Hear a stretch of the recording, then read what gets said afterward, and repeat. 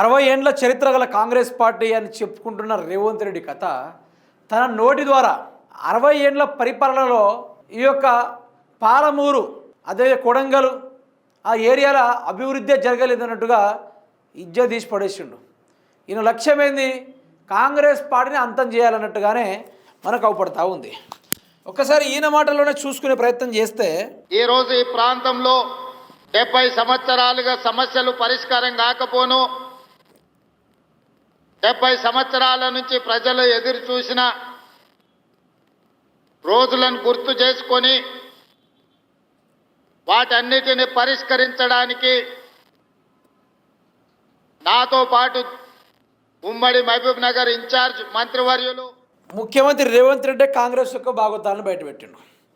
60 ఏండ్ల అధికారం మాదే, ఆ 60 ఏండ్లలో మేమేం చేశామో అని నానా రకాలుగా రేవంత్ రెడ్డి గారు ఎన్నో పలు స్టేజీల మీద ఎక్కి మాట్లాడిన మాటలు కూడా మనం విన్నాం. ఆ 60 ఏండ్లలోనే రైతు బంధు వచ్చింది, 60 ఏండ్లలోనే ఇందిరమ్మ ఇండ్లు వచ్చింది, 60 ఏండ్లలోనే రైతులు సుఖ సంతోషాలు బ్రతికారు, అది ఇది అనుకుని చెప్పే రేవంత్ రెడ్డి ఆ రోజు ఈయనకు మెంటల్ ఇబ్బందితోటి కొంచెం ఏదేదో మాట్లాడుతున్నాడు అనుకున్నాం. కానీ ఈరోజు తన సొంత నియోజకవర్గం 60 ఏండ్ల నుంచి అభివృద్ధి కాలేదు, 60 ఏండ్ల నుంచి అక్కడ ప్రజలు చూసి చూసి కళ్ళు కాయలు కాసినాయి అనుకొని రేవంత్ రెడ్డి తన నోటితోటే చెప్పకనే చెప్పిండు. ఇంక దీని మించిన ఆధారాలు ఏం కావాలి? కాంగ్రెస్ పార్టీ ఏం చేయలేదు 60 ఏండ్లలో, 10 ఏండ్లలోనే తెలంగాణ అభివృద్ధి అయ్యిందంటే ఇదొక్క నిదర్శనం చాలు చెప్పుకోవడానికి.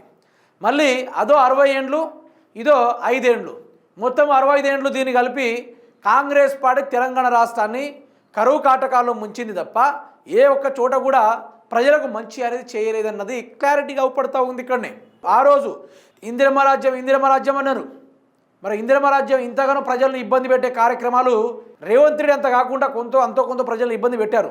కానీ ఇప్పుడు అన్నిటిని మించి నిజంగా ఆనాటి ఇందిరమ్మ రోజు అనుకున్నాం మేము, ఆనాటి అప్పటి కాంగ్రెస్ ప్రభుత్వం అనుకున్నాం. కానీ ఇది అప్పటి కాంగ్రెస్ ప్రభుత్వం కాదు, ఓన్లీ వీళ్ళు మాత్రమే దోచుకునే ప్రభుత్వం ఇది. తెలంగాణ రాష్ట్రాన్ని సర్వం మళ్ళీ కరువు కాటకాల్లో నెట్టేసేది వీళ్ళే. 60 ఏండ్లు లేదు, అది గోసలే ఉన్నాయి అనుకుంటూ రేవంత్ రెడ్డి నోటి ద్వారానే వచ్చింది. రాహుల్ గాంధీకే జలకిచ్చిన ముఖ్యమంత్రి రేవంత్ రెడ్డి, కాంగ్రెస్ ప్రభుత్వం అధిష్టానానికే జలకిచ్చిన ముఖ్యమంత్రి రేవంత్ రెడ్డి. అటు పదే నీ కుర్చీ పీకేస్తామని వాళ్ళు చెప్తా ఉంటే ఇవన్నీ ఫస్ట్రేషన్ తట్టుకోలేక రేవంత్ రెడ్డి ఓపెన్ అయ్యిండు.